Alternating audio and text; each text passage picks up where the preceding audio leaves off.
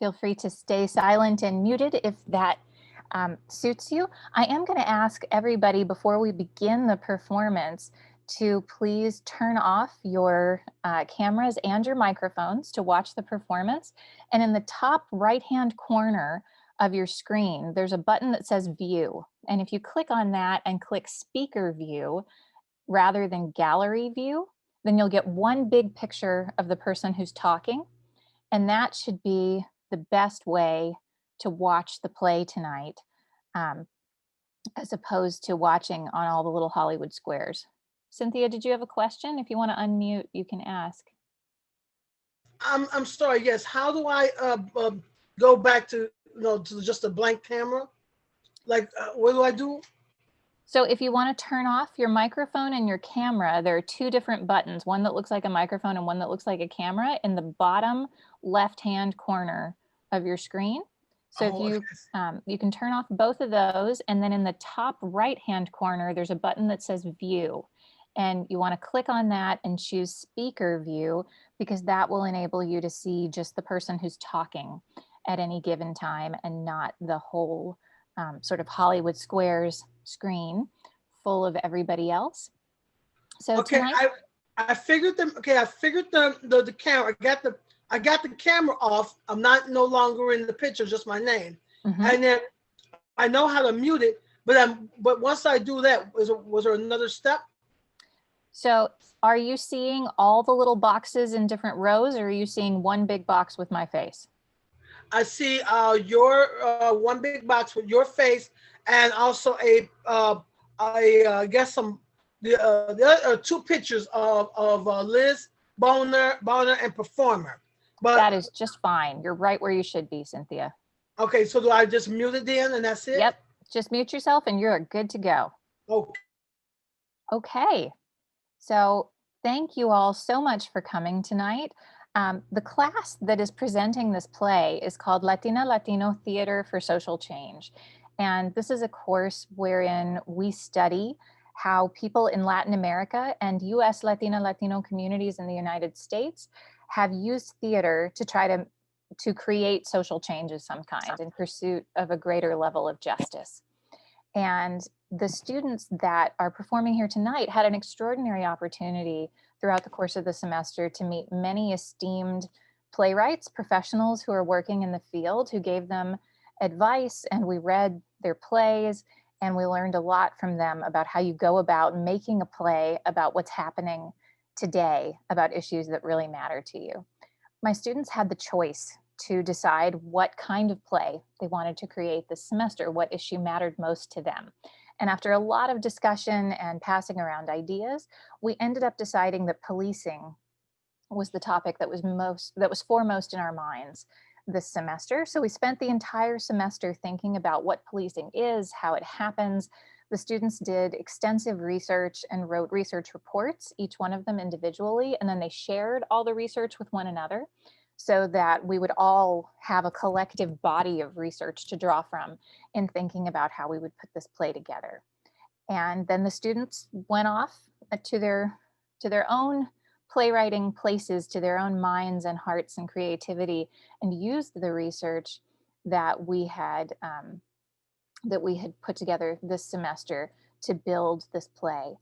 For those of you who are joining us as audience members, if you wouldn't mind muting your camera and your microphones, that would be really helpful during the performance. And also make sure that your view is on speaker view so that you're only seeing one person at a time, as opposed to seeing the entire screen full of boxes.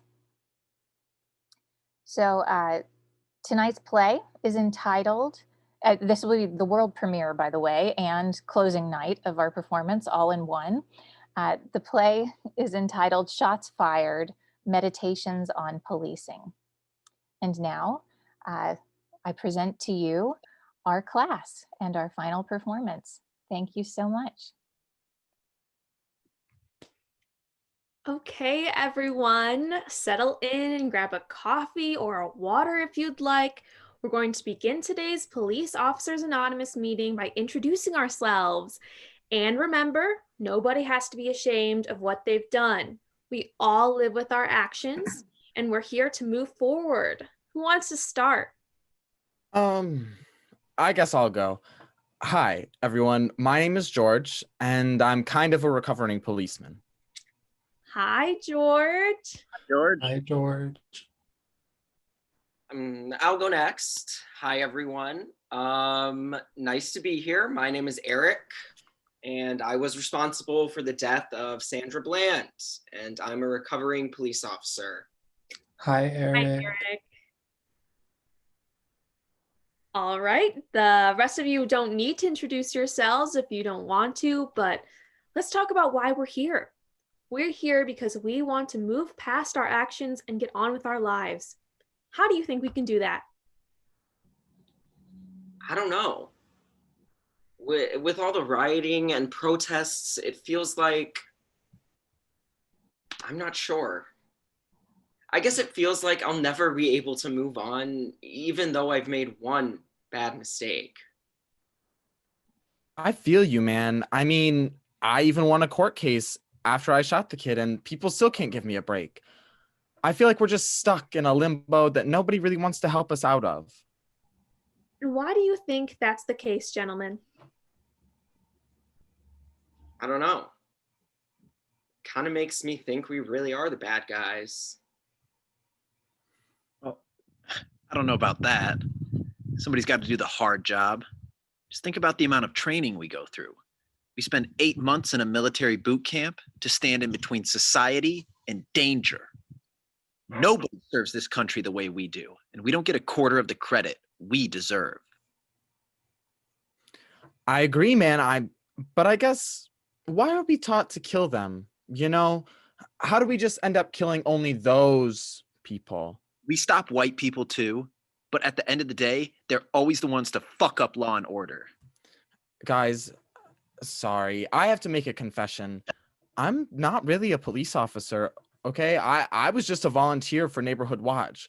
And I'm sure you knew that already, probably, though. My whole face was plastered across every single newspaper in the nation for what felt like years. But I feel what you guys have to go through. I mean, everybody just says Trayvon was a kid, but I felt threatened for my life. A reckless kid walking around looking like he was going to rob and shoot up a gas station. I mean, can you blame me? Cheers, buddy. I honestly appreciate you saying that and recognizing how tough it gets. Yeah, George, you're more than welcome here. Thanks, guys. I mean, you all really make me feel welcome. I don't know why people just make us out to be the bad people. We're really not. You just said you were scared for your life. I mean, okay, look, we're stationed in schools because those kids bring guns to school. They always have weed on them at traffic stops, and we all know where the crack houses are when we see them walking in and out of them. It's kind of obvious that we're doing the right thing. Do you think that's actually the case? Or do you think we're just taught to believe that? Oh, before we continue, does the newcomer want to introduce himself? Sure. My name is Derek. I'm from Minneapolis, and I heard a person named George. Hi, Derek. Rick.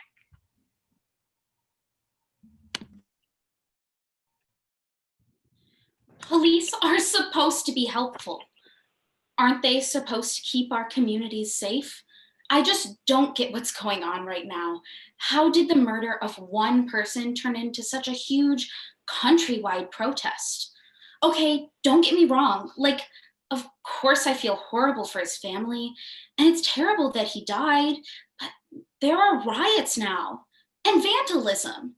Why are they fighting fire with fire? I thought this was supposed to be a peaceful protest. I'm sorry, I'm having a hard time with all of this. You know, I could never say this to any of my friends. They just call me a racist and move on with it. They see things so clearly in black and white, literally. But it's more complex than that. It has to be. I know it has to do with the fact that he's Black, but isn't there more to it? Something must have happened because people just don't just go out and kill people for the fun of it. It's just that Okay, I go out of my way to be extra nice to people who are different from me. I don't judge them. I don't make comments to my friends. I'm extra nice because I know it's important to respect people. And everyone should act that way. It's the decent human thing to do. I have lots of friends from different backgrounds, but that's not something I usually have to think about when I'm around them because we're all just people. I'm not racist. I just really don't see color. This isn't something I've needed to think about before because I just see people as people. And when people are saying all these new terms that are putting a lot of blame on specific groups of people, I don't think that's fair. Why are we generalizing groups like this? Isn't this exactly what we're trying to get away from? Take that one word. For example, what's that one word people keep using right now? Oh, right, systematic. That word comes from the word system. Okay, well, how can racism be a system? It's not even a concrete thing, it's just a concept. I'm not a racist. I really do think people should be equal. At least I'm not like my parents. But hey, I don't see people differently because of their skin color, and that's what matters, right? I'm just saying that people shouldn't be pointing fingers, especially not at me. I'm doing my part in this. These people all feel the need to say something new and that their opinion is the truth. Well, that's not how the world works. Life's unfair, so get over it.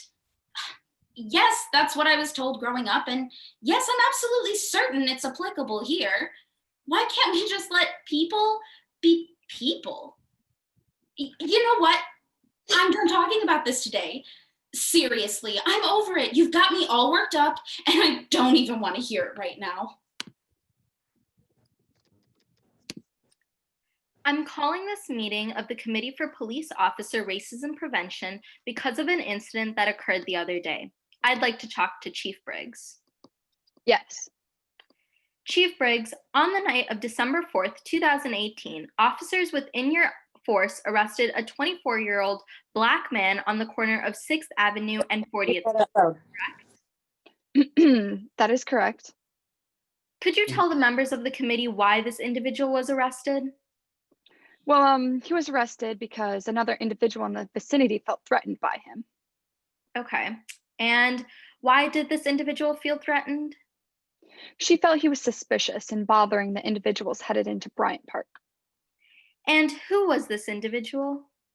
A very well-known and respected person in the community. She donates much of her hard-earned money to cancer research. And did you know that this individual has been exposed for using the money she claims that is going to research, but has actually been going to her family's annual golf outings? No, how would our officers know this? Seems like the officers should know of the legal and illegal actions taken within their city. And what exactly was the suspicious man doing? Well, it looked as though he was heckling people for money. Okay, so it looked that way, but you aren't certain that that was what he was doing? Well, no. That's okay. I'll move on to my next question. So, when you face a situation where a Black man is heckling people, what is the protocol for this? Well, we don't have a set protocol for that, Congresswoman. Okay, so no set protocol. So, pinning the man to the ground and handcuffing him is the protocol your officers have. Is that right? That protocol is for individuals resisting arrest, which he was. So, a man who is apparently heckling people on the street refuses arrest and then gets tackled to the ground. Now, Chief Briggs, I'd like to ask you, was there any sort of conversation with the individual before issuing the arrest? I can assure you, our officers discussed with the gentleman before the arrest was made. Now, had the conversation actually occurred, your officers would have known that he was working at a nearby hot dog stand with his business partner and was asking people near the park if they wanted any hot dogs. Now, does that sound like heckling? Sounds more to me that your officers were going off preconceived notions and frankly, were assholes. I mean, Moving on. So now, under the assumption that the conversation with the man did not occur, why was the arrest actually initiated? I couldn't tell you. You couldn't tell me. The chief of police can't tell me what his own officers are doing in the city. Good one. Look, we have a lot of officers. It's almost impossible to keep track of what they're all doing. So you can't keep track of your own police force? The own police chief is too busy putting up blinders. That's not what I meant. Next question. Wait, no. That's why we need more funding to ensure we can keep track. So your $5 billion budget isn't enough to keep track of your officers? Where is this money going? Well, as crime is increasing, we're putting more money into hiring officers, training them, equipping them with the materials necessary to protect themselves and others. Interesting. So when an innocent man is falsely arrested and attacked, it's because of your funding? We don't use that behavior on innocent people. He was not innocent. Well, from what we know, he's an innocent man. So why possibly could they have been threatened by him? Oh, I don't know. You don't know. So could it potentially be because he is a Black man that someone felt threatened by? Could it be an institutionalized racism within the police force? Absolutely not. I have led my team and encouraged them to do whatever is necessary to protect the people of this city. Well, under your leadership, you allowed your men to commit what I would call a hate crime towards an innocent, unarmed Black man. No further questions. As you can all see, much work needs to be done to prevent racism occurring within the police force. Not only is this behavior unethical, but it is inhuman. Just to make things clear, I've never wanted to physically meet the officer who murdered my father for obvious reasons, but recently I felt the need to finally address him. Now more than ever, police officers are seen doing more harm than good. You know, I still remember Philando Castillo's story and how he was pulled over during a traffic stop and ended up with 5 bullets in his body. 5 bullets in his body over a traffic stop. The officer had asked Philando for his license, and Philando had told the officer that he had a gun, but that he was not going to pull it out. The officer did not believe Philando and began to shoot him. And you know, Philando's story reminds me of my father's. Stuff like this keeps happening. And I've always questioned, like, why does it keep happening? Why is there a continuous cycle of all this violence with police officers? I wanted answers, so I decided to write something to Officer Avery. I have some of it right here, so just let me know what you think. Dear Officer Avery, do you remember what you were doing on June 18th, 2010? Because I know what I was doing. It was a Wednesday, and I was getting stuff ready for my 13th birthday party that weekend. My mom made me finish the goodie bags before dinner so that I could set the table. It was almost 7 p.m. and no sign of my dad yet. It was getting late, so we thought maybe the construction site was further out this time. An hour later, we're all done eating, and my brother washes the dishes, but still no sign of my dad yet. Next thing I know, my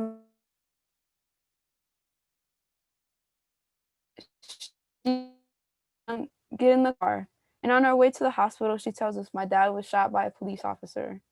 We then arrived to room 222, but it was too late.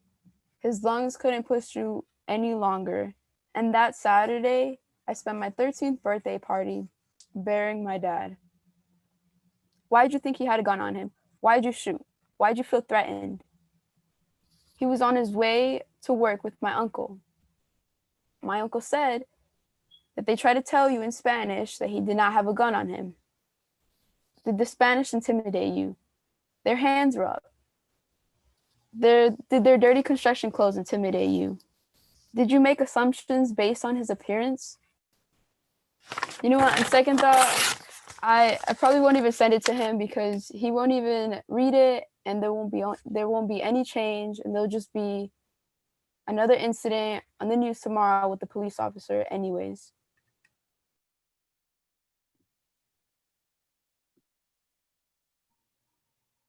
You know what's wild?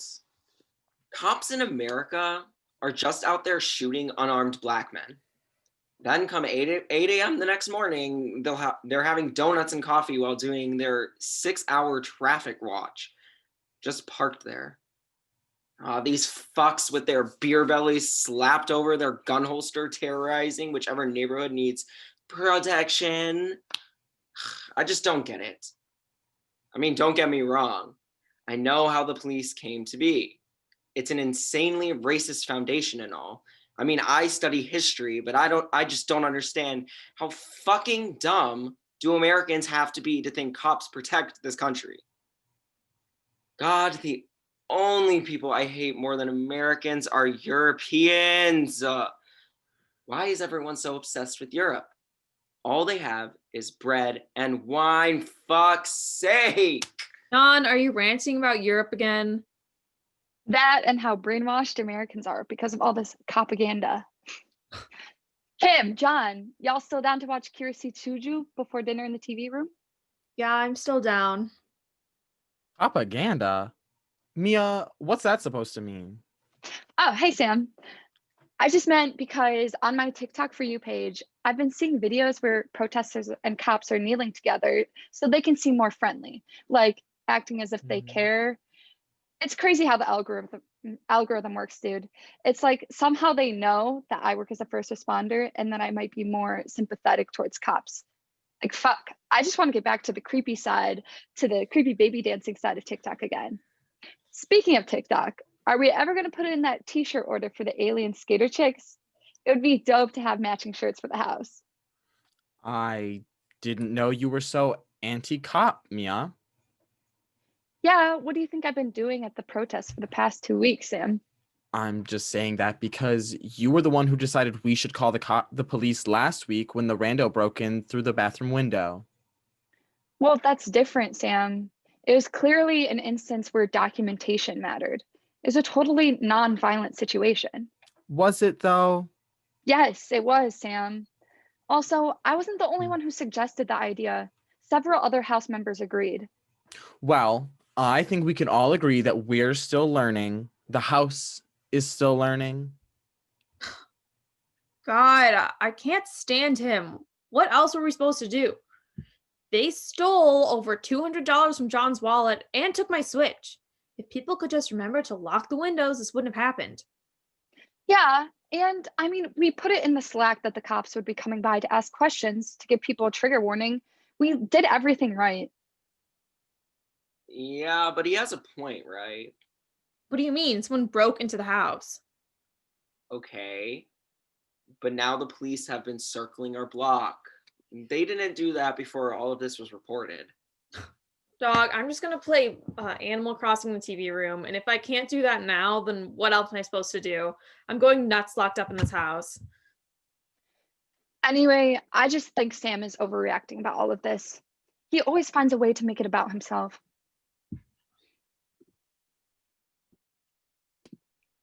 Oh my God, what was that? Why was everyone so quiet at dinner? I know, it was so awkward. What the hell was that food though? I tried being nice, I swear. I don't think it was because of what you said, though. I think something happened earlier today with Sam and Mia. They were glaring at him from across the kitchen, and I could feel the tension. Oh, that makes sense.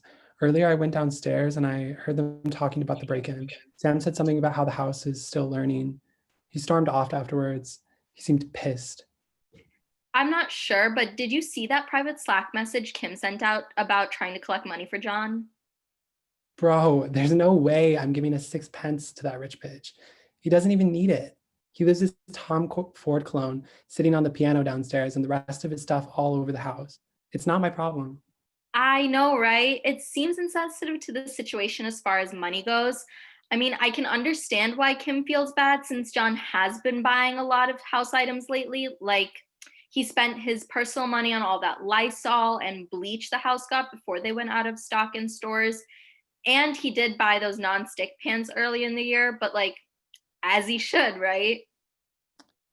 Right. And also, he didn't even seem that pressed, nor did we ask him to do any of that.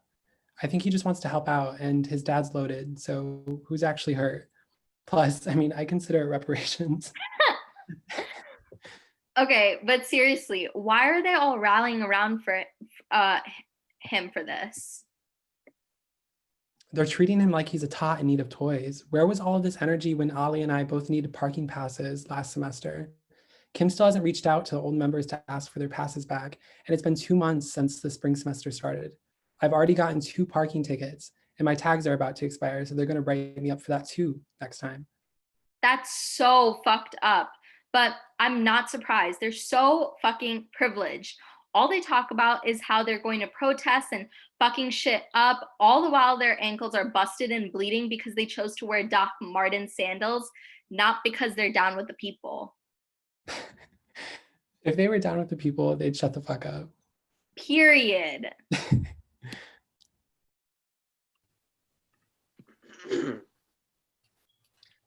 Thank you all for coming to this meeting. I have prepared something to say to you all. To the men and women of the Midtown Precinct South, I know most of you are probably exhausted, so I'll try to keep it as short as possible. Oh man, I think I know what this is about. As most of you know, on Sunday during the protests at Foley Square, I made that horrible decision to give into a crowd of protesters' demands and kneeled alongside several other officers.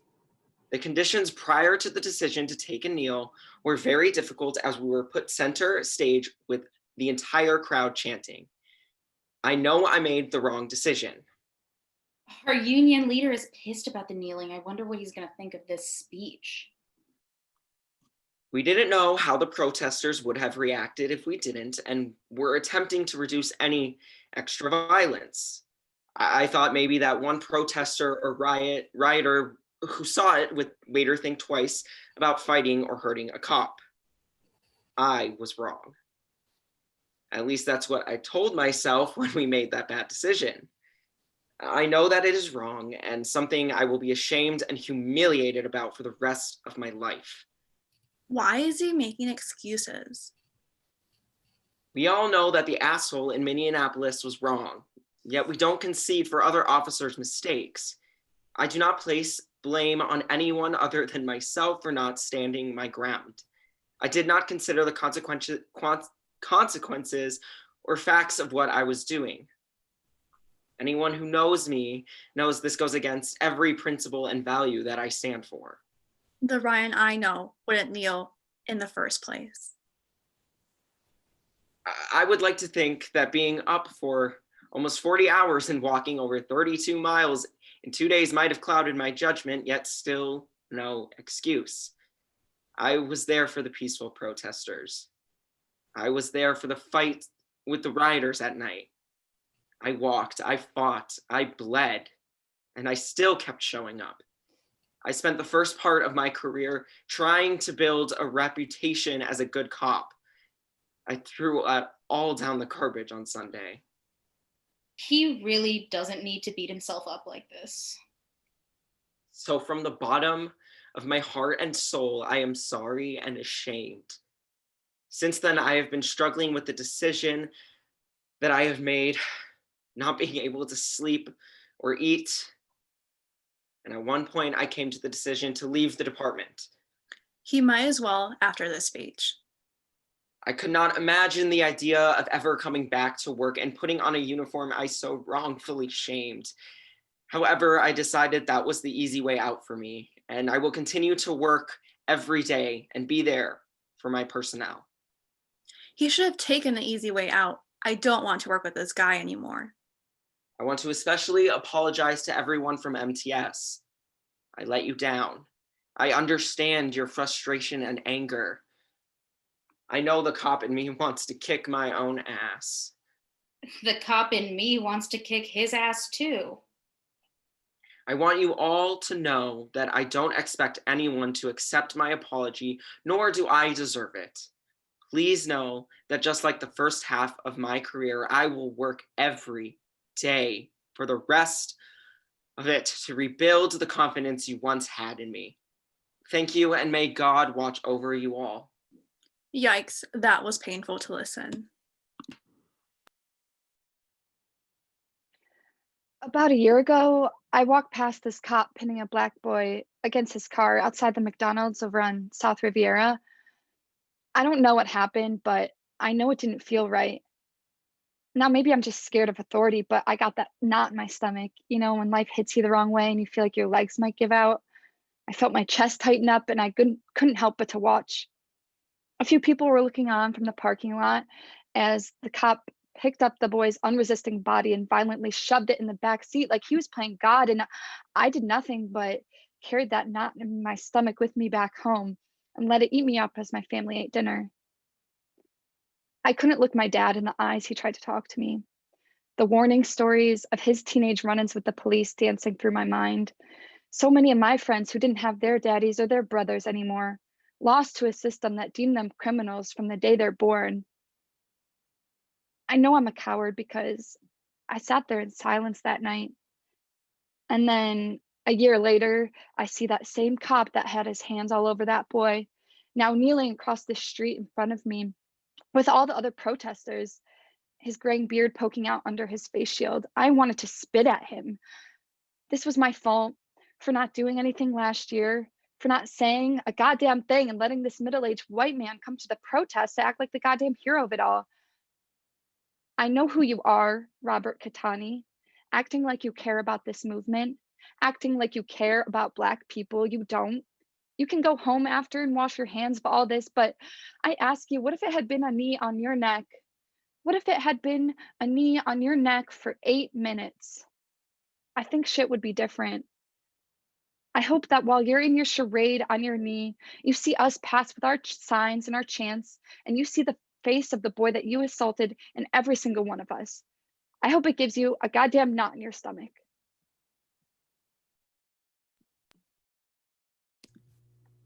I woke up before the birds, a rare thing I must say, thrilled with excitement to start my new journey, an experience that I thought I would never be able to get. I grew up living a fairly normal life, I would say, filled with love and a family full of dreams and motivation.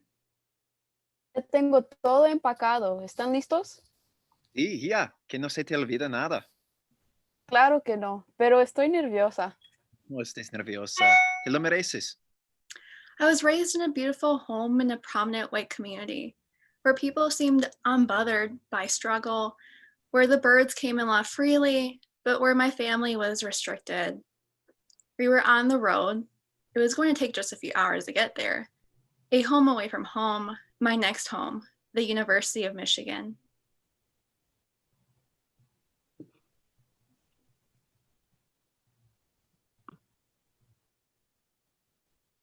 I'm so excited. I can't wait to help decorate your room. I never knew I was different or that we were different. I thank my parents for that, but the wings of parents can only stretch so far. Are we almost there yet? Falta nomás tantito más, mija. The blue and red sirens behind us reflected off every mirror in the car. I turned my head and my stomach began to drop. My joy was turned into fear faster than I could count to 3. I always knew I wanted to become something of myself. Doesn't everyone? I was raised on the mantra of there's a will, there's a way. And I knew there was going to be a way for me. The state trooper got out of his car, making his way up to the passenger's side. Do you know why I pulled you over? Silence filled the car. You were going 85 in a 70. Can I see your license and registration? Both were handed within a blink of an eye. The state trooper walked back to his car. Santa Maria, Madre de Dios. There was a time when I disliked who I was, scared of letting others know my secret, resenting the fact that life was harder for me than my classmates, but knowing that they would never believe me if I told them. Is there a reason why your license is expired? Are you hiding something? The birds no longer flew freely that day.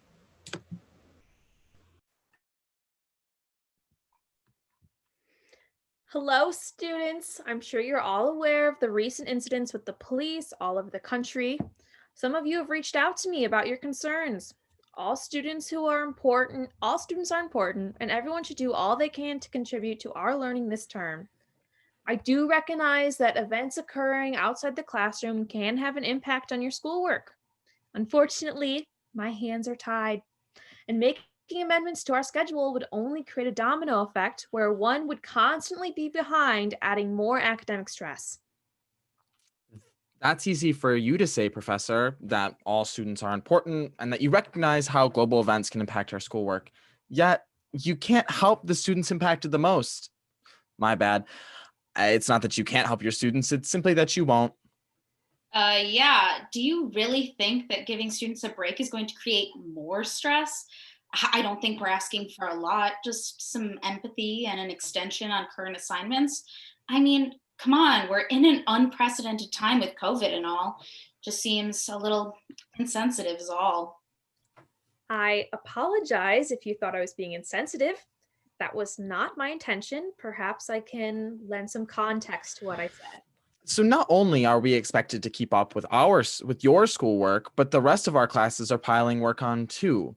You tell us to take breaks, but on our breaks, we end up on our phones where the constant stream of information floods our brain with images of black and brown bodies being bludgeoned, beat, and brutalized by the police. So you tell me how we can take a break from that, or how the increased police presence in schools is supposed to make us feel safer when we hear more and more about how police continue to harm communities of color. And with the implementation of zero tolerance policies in schools, many students of color are being funneled into a pipeline that limits their opportunities and labels them as bad. One of the lessons I've learned over my lifetime has been that I cannot do everything at one time. My instinct is to reach out and do something to help the community, but I also have problems and things to deal with because of COVID. My job has almost tripled in size. My husband has been called into work more hours, and since I work from home, I am responsible for taking care of my family. Yet, even after all of this, I recognize this was not the time to take on additional responsibilities. So you should do the same. Well, I'm glad to know that you're impacted just like the rest of us, but that means that you, of all people, should understand what we're going through and cut us a break. I admire your spirit, energy, and devotion to combating racism. However, I very much intend for lectures to be used as a place of learning. So I ask you to please stick to the class content when you decide to unmute and contribute to the class. I see where you stand, Professor. You as a teacher should be doing all that you can to ensure that your students are getting the best education possible. And if that means relaxing on some assignments so that they can take time for themselves, then so be it. You're in a position of power and you're choosing to do nothing. It's typical. Students, this is the last thing I'll say on the matter. I want to remind you that justice and social change take time, and while there is work to be done, there will be work to be done when the term ends. And let's get started on today's materials.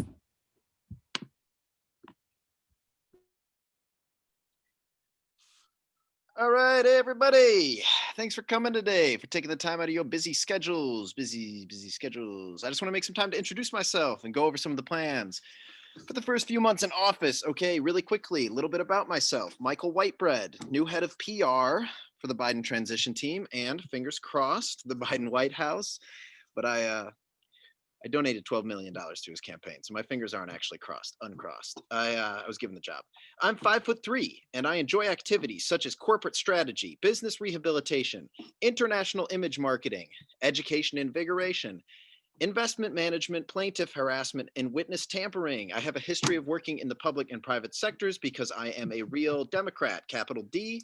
Okay, enough about me. Let's hear about you guys. No, I'm kidding. I literally couldn't be paid to care about any of you. I make so much money. All right, so Biden, Harris. We won the election. Okay, we did it. All right, we're good. Bad man gone. Liberalism prevails. End of history right now. Now we got to handle our image. We got to figure out what the Biden-Harris brand is as we enter the White House. Okay, I'm going to toss out some ideas. Okay, what's the biggest issue today? All right, police brutality. How do we handle this? We got to make the police cool again. Okay, so here's the idea. We have Biden do a ride along with the Detroit Police Department, okay? He sees what it's actually like to beat the shit out of protesters, okay?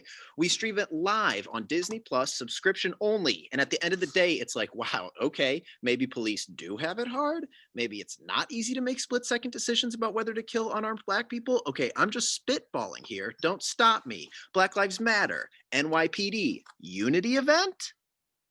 Okay, so far our only potential performer for this is Lil Wayne, and he endorsed Donald Trump, so we get a nice, a both sides thing going there. And if Wiz Khalifa doesn't answer my texts, which he usually doesn't, we will look into Tupac's hologram. Okay, good. Next, AOC. Ted Cruz. One's hashtag defund police. The other is hashtag Blue Lives Matter. These are just two sides of the same coin, okay? We got to find a way to bridge the gap. We want unity, bipartisanship. This is a Biden White House. We're talking about sitting down with Republicans and talking it out because they are serious people and they operate in good faith. All right, we want the Democratic Party to be a big tent, all right? So here's the idea. We get Vice to do a documentary on the secret friendship of AOC and Ted Cruz.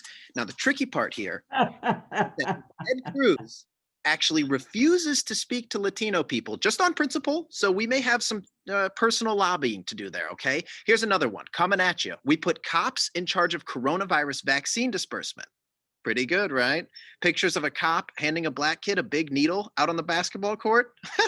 Racism solved, as far as I'm concerned. Another thing we have to remember, Kamala Harris is Black, which is good. How do we strategize corporatively in a justice-oriented police manner around that? Very easy, okay? We hire cops on her Secret Service detail, and then we stage a shooting. One of the Secret Service members, who is also a cop, jumps in front of the bullet, dies for the vice president, okay, who is Black. White cop dies for Kamala Harris, says the New York Times the next day, right? Then we say, look at this. He was a cop and a hero. Thoughts? Okay. Now, I want you guys to brainstorm some of your own solutions to police brutality, systemic racism, whatever. And remember, the important thing here is that we offer absolutely zero legitimate policy goals that address the systemic and institutional foundations upon which the racist system of policing was built. We're shooting for aesthetics, okay? If you're having trouble thinking of something, just remember this, all right? Write this down, easy, okay? Who's our constituency? Karen, not Kareem. Got it? Break. Go Biden, go democracy. End of play.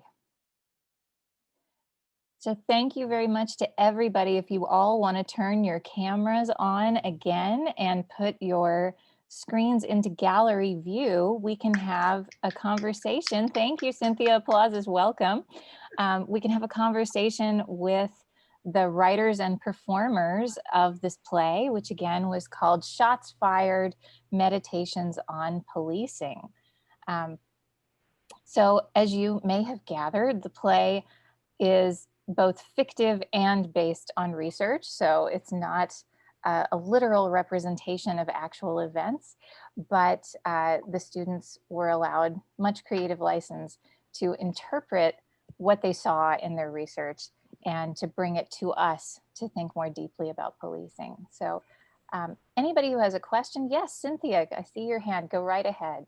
Well, one, I want to say thank y'all for giving this detailed event of like I said, officers killing African American as well as Latino persons of color.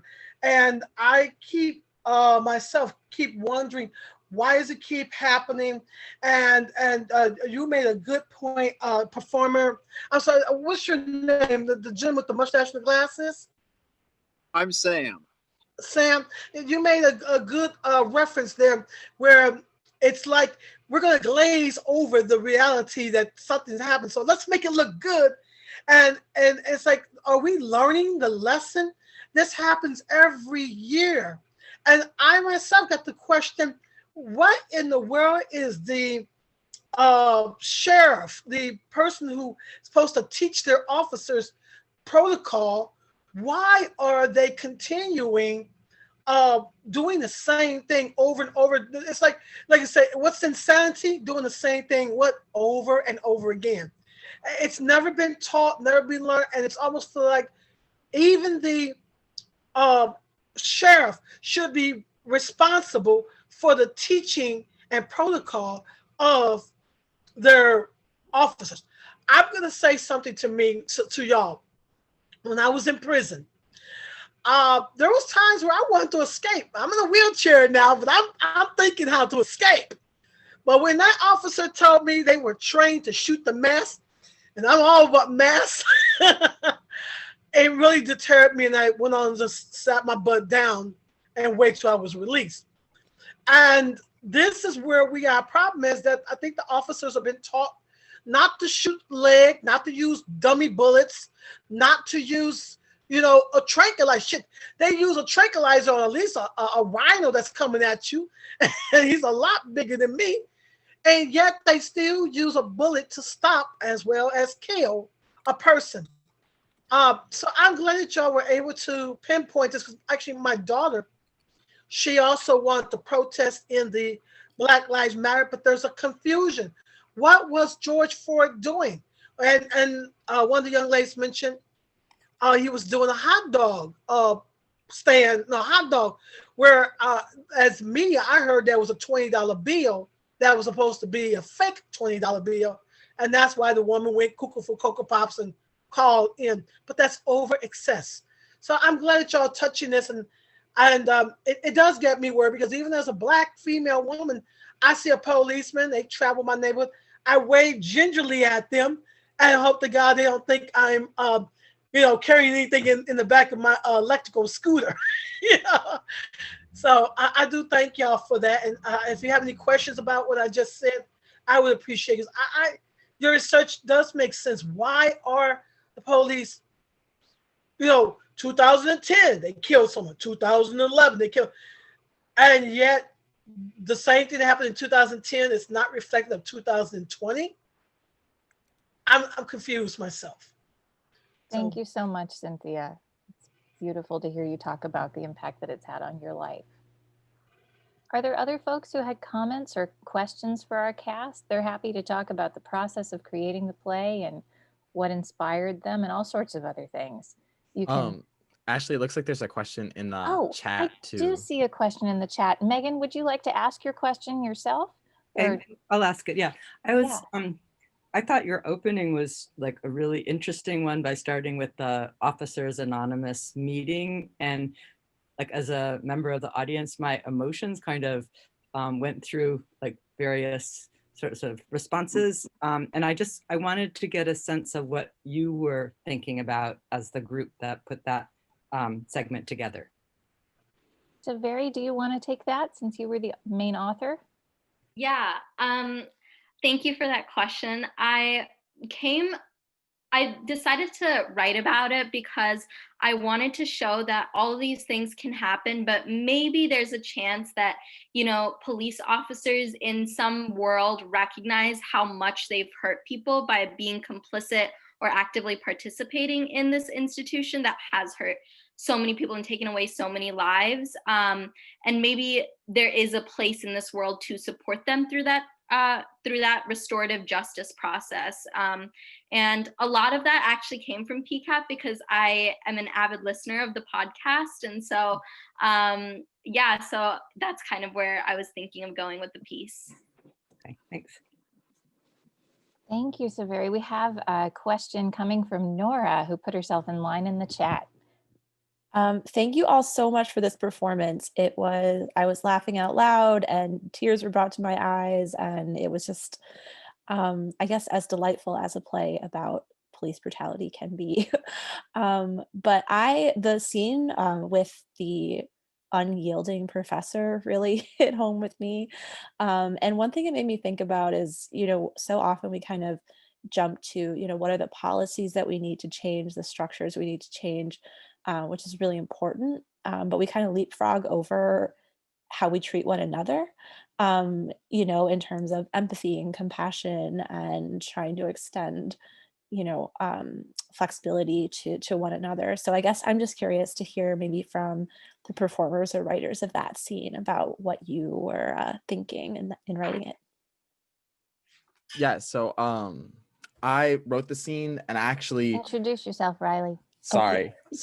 My name is Riley. So I wrote the scene actually based on an interaction I had over the summer in a spring term class with a professor during peak, like when everything with George Floyd was happening. And the line that stuck with me that she said was, oh, social change and justice like take time, like you can wait until the end of the term. And that was like her thing to like try to shut everything down because we were having an exam every week. And so I wrote that from a personal place because I was like, I know that I'm not the only one who's had experiences with teachers where they really don't care about what's going on in your life. They're just here to get paid and you to take the tests and stuff like that.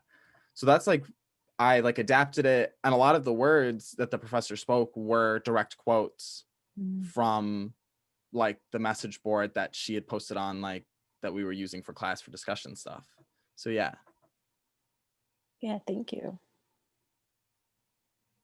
Scott, you looked a minute ago like you wanted to say something. Am I right?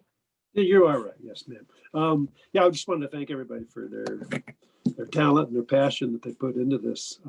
When I first started watching, I thought, well, this might be a little bit lame. But as I got into it, it's like I really appreciated the freshness and the just the obvious interest and passion you guys all had for the topic and what you put into the performance. And I really appreciate that. I'm hoping that it's going to be available to be seen. I know there's a lot of the linkage folks who aren't here tonight, which I wish were here. And I hope that they can be able to see this at some point. Is that going to be possible? Or Yes, I am. I need to consult with Nora sometime when we're not in a giant meeting about where online and the many websites that are affiliated with PCAP and the Carceral State Project this will end up living. But I have made sure to record this as well as the discussion we're having now so that people can see it later. Good. And I had one question of the cast and the writers. If you weren't in a COVID time and you were actually going to be able to do this in person on a stage or in some setting, how would you do it? What would you do different and how would this look? I thought this worked well, but how would you do it different if we were in a public space somewhere? Anybody? Yeah, feel free to jump in. Emily, I see your hand. I'll go. I think the biggest thing about this particular performance is that we knew going into it that it was going to be on Zoom. So I think we would have completely written it differently because everyone who performed in it also wrote a scene in it. I think we would have written it differently. I think we may have collaborated more on our pieces, but because we knew it would be a challenge to do this as a Zoom show, we wrote it knowing that, and that kind of shaped the way that we worked on it. I gotcha. Yeah, Sam, I see your hand up. Yeah, that's such a good question. In my research for the play, I read a lot about the aesthetics of policing and the ways police wield power, not only through authoritative means, but also symbolic means, what their badges mean, what their gun means, what the color blue means to them. And I think we would have really taken opportunities to stage in a way that I would have liked to accentuate those things and explore what it means to have people in uniform in front of you, close to you, the kind of fear that derives, the power it derives. I think it would have been really interesting. Yeah. How would you have been different as Mr. Whitebread? No different. It looked pretty natural to you, Sam. It looked pretty natural. Yeah.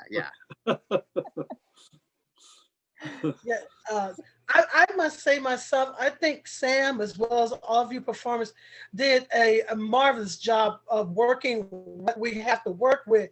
And of course, if it was on stage, because, of course, it'd be more physical acting. Unfortunately, we cannot, you say, like I told, we would take a pencil and hand it to someone, and someone else would have that pencil. But I think y'all did a wonderful job for what y'all have to work with right now. I think it's amazing. I think y'all brought out a lot of y'all personal talents. And Sam, you kind of scared me there for a moment. I thought you was really an LP, police there for a moment. So whether he was actually doing it in real life or just Zoom, you're going to be an actor one day, sir. One day you're going to be up there with Hollywood. So, but you really pulled that performance off, and I think yours was the most to me, most intimidating, most realism for me, anyway. Yeah. Thank you. I thought it was really interesting when the professor in the class here, that he wants the students to stay on board with what the content is without even talking about what's happening out there. And I had a conversation with a high school teacher last week. He says he's pretty exhausted because the students are, and it's a suburb of Detroit, they're sitting there pretty quiet, fairly uninterested, not giving him back much conversation. And he knows for a fact, like one of them is more worried about if he's going to be having a meal that evening. And so I had this feeling inside that, my God, what can we do about this? Or what should that teacher, what could the school do? Maybe they are doing something, and I don't know. We were talking about something else. We didn't continue the conversation, but it just sits in my head that, for heaven's sakes, if you already know that, and he himself is exhausted, but because trying to teach under circumstances where your students aren't even making responses and are disinterested is very disheartening for everybody. And you think maybe there is conversation going on in the classrooms, but I don't know that. I think I'll have to go call him again and see what's going on, because you think the community as a whole could be doing something, or even talking about it in class to see what is really happening for some of the children who are out there and who are struggling. Yeah. Thank you for that, Nancy. I wonder if any of the students in my class would like to respond to how they see that playing out. And I'm sure all of you are in multiple classes and have had many different experiences. So very. Yeah, to the point about high schoolers, my sister, from a suburb of Detroit, and my sister is a high schooler right now, and she's literally on FaceTime with her friends who are all in the same class, and they're not even paying attention to the lecture. I have to admit, sometimes I'm guilty of it myself, but I'll, just kind of not caring about what we talk about in class, because there's so many more important things going on in real life, especially around the election time. And so I think we're all in a space where we're like, where do we contribute the most energy? Something that is temporary, like class, or, the rest of our lives and our rights and things like that. So, yeah. And that professor that I'm talking about, that teacher, high school teacher, he's trying to talk about ancient Egypt. He's in a history class, and it just seems it's such a separate relationship. It's like, everyone, our whole brains, even when we wake up in the morning, and what we're hearing on the news and what's happening is just so in our face. And so the conversation should be there in the school system, even for those that are younger, or something should be happening, some kind of dialogue, because who cares really when you have such outcome when they maybe don't have enough money or have lost their jobs. It's so frustrating, terrible. You talked about the student possibly not having food. I know in Northwest Michigan, there's quite an effort from the schools to provide food for the kids. They're doing bag lunches, bag dinners, and that kind of thing. So, and they might be doing it over they might be. suburb. I'm going to give them a call and see what's going on with that. Good. Because he's a very kind person too. I can see how hard it is on him, even teaching under those circumstances. Yep. They might need a little kick in the ass. You never know. Yeah, that's right. Yeah, that's true. Excuse me, Nancy Wolf. I mean, I know I've done teaching myself a long time ago. I'm an artist. And depending on, like I said, we are going through a tremendous time where kids have to worry about whether or not they're going to eat, if their parents are going to have a place to stay. And right now it is difficult for children to keep their mind focused as well as adults. But I know one thing that's always been an eye catcher is, and I'm not blaming the teachers, that maybe he just needs some kind of pull within him. Because if he's not showing interest in him, children can read this. And it's like he may have to do a Robin Williams thing. He gonna have to make it interesting for the kids. You know, kids can pick up on things that they're already are being distracted by what's going on in the world. So this play alone, it was interesting, it was catching, and it drew my attention to look at constantly. Maybe he needs to perform a different way versus just trying to read text by text and just trying to make money. People know when a person's just being there just to make money. Right. Or they're really real about it. I'll give you one example, and Mary knows this. I did roses for the University of Michigan. And I could have went in there for the money and just gave a flat baseline of how to prepare these roses. But how I introduced was with fun and energy and light. Mm-hmm. And with that, the class wants me to come back. Maybe you may need to speak to this very nice man, and if you could pull that energy out of him to perform. You know, what is Egypt about? It's about, the mummy, No, it's about slavery. That's a great idea. It's about slavery. Who built the pyramids? Right. It's very easy cannot to connect Egypt to today's issues. Right. And he cannot continue teaching a way that students are like, why do we want to know about ancient zombies when we might be a zombie? I was just saying, I got thinking I was going to be a zombie because I thought I had COVID-19. But I made it exciting. I made it, it wasn't about me just croaking and die. I was a person who said, yes, I had this, but I'm here. The gentleman might need to get out of his own head and perform for the children.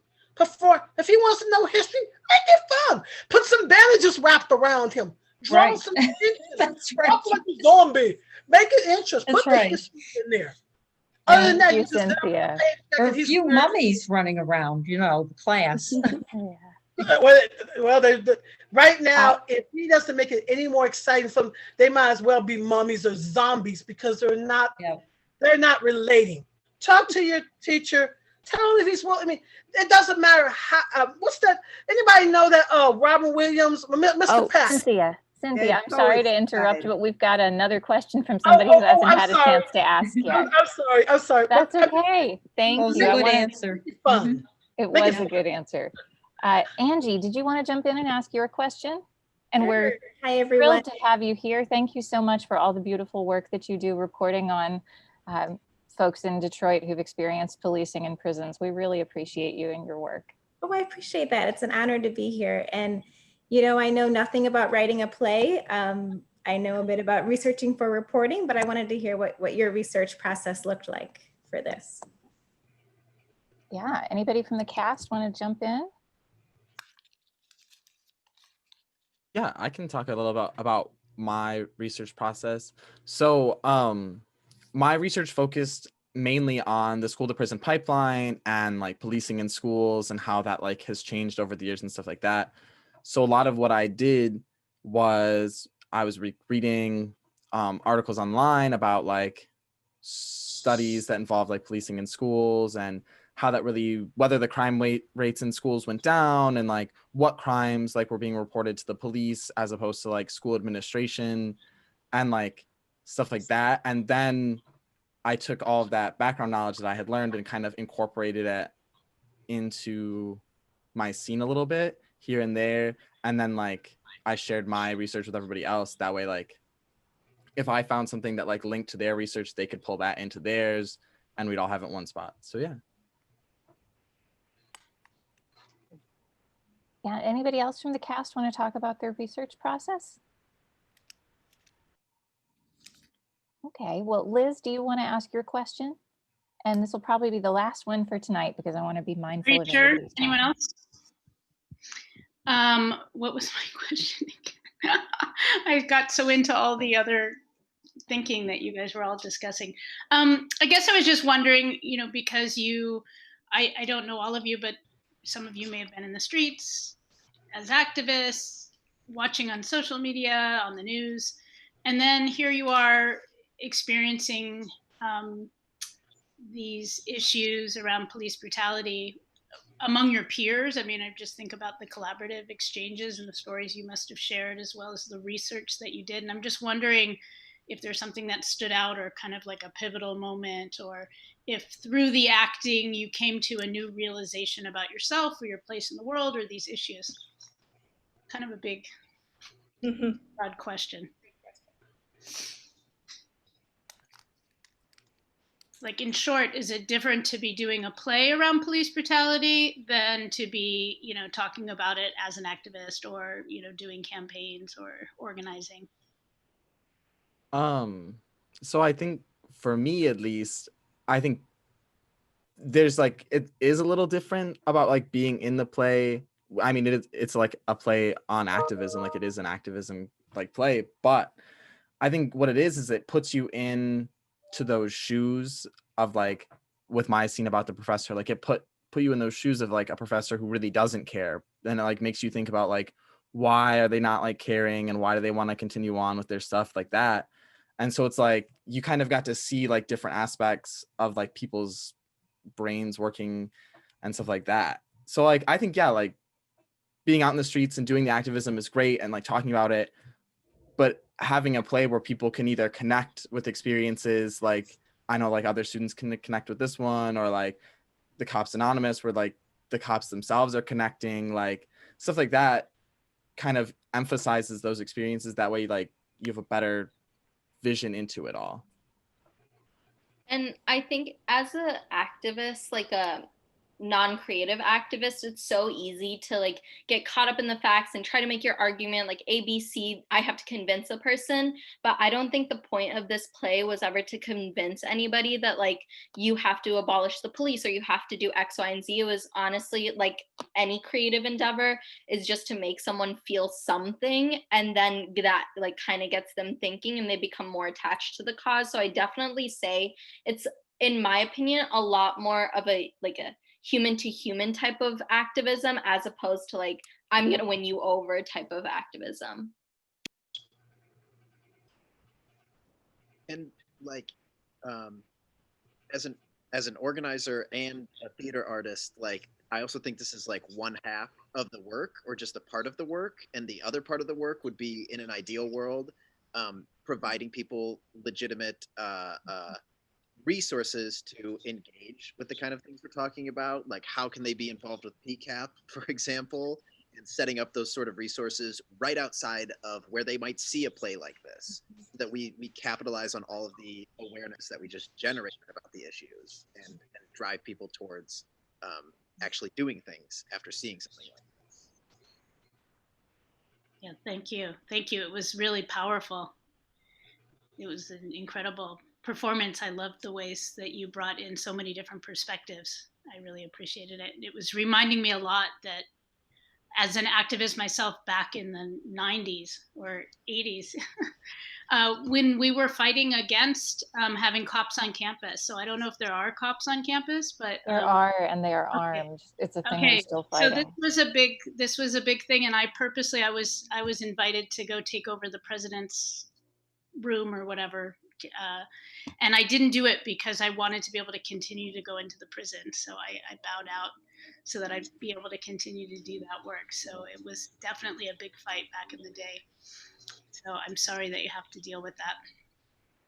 Thank you, and we are grateful for your struggles. A lot of people on this call may not know it, but Liz Boner and Mary Heinen, who are both here with us tonight, are among the co-founders of PCAP, because Liz was a University of Michigan student and Mary was serving a life sentence in a Michigan prison, and together they were taking courses together. They were both admitted to the University of Michigan, and Liz would go to the prison to bring Mary her work each week, and they took all the same classes together and graduated together.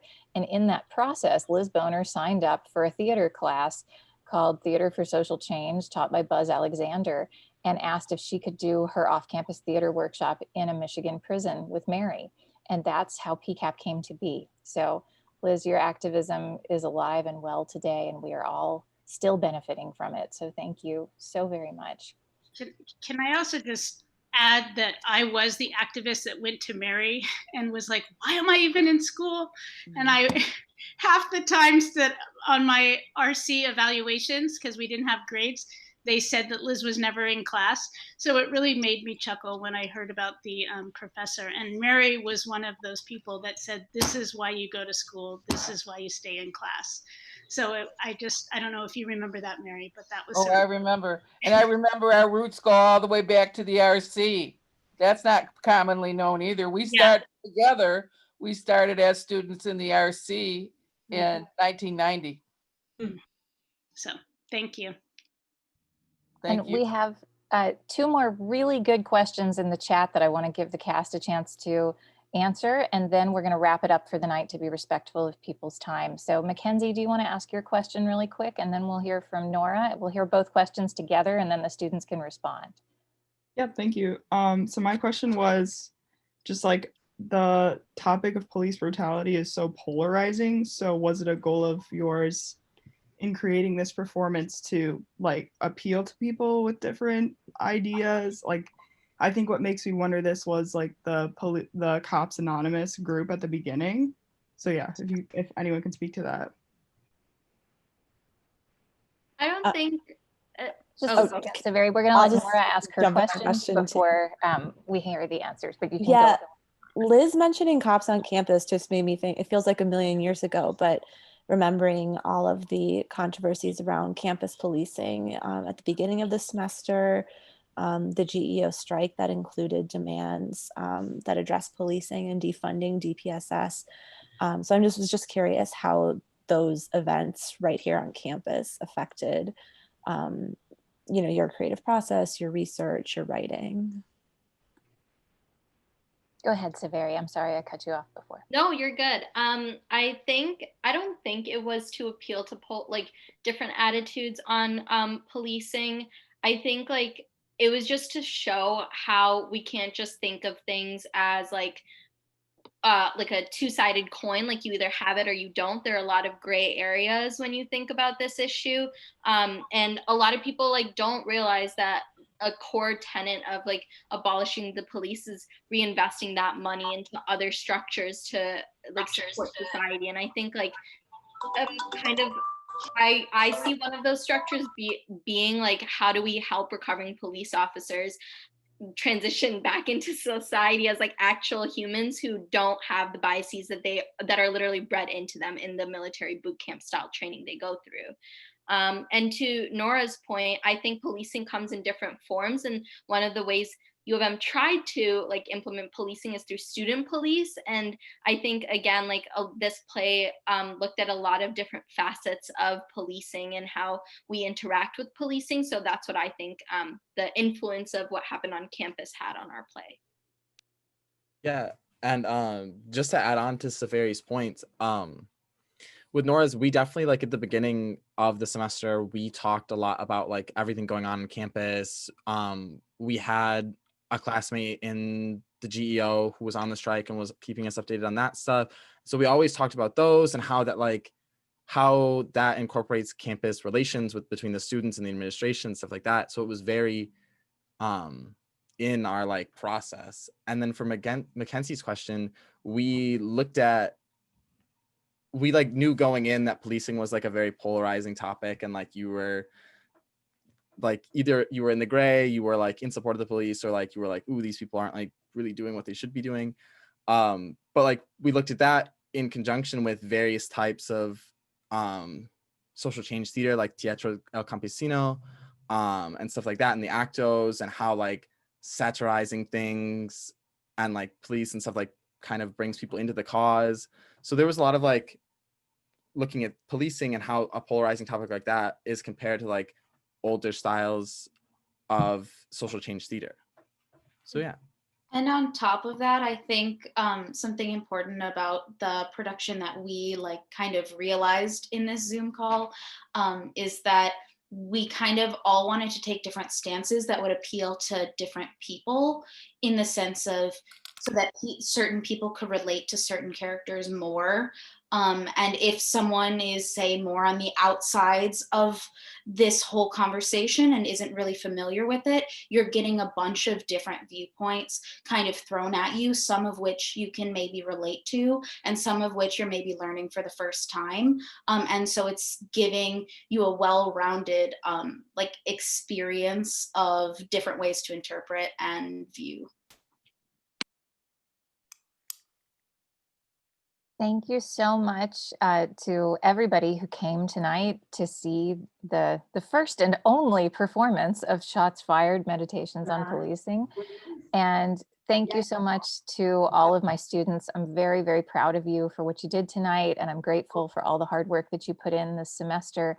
And I'm particularly grateful that you helped me as your teacher to keep in perspective what mattered most to you right now in this moment of global crisis.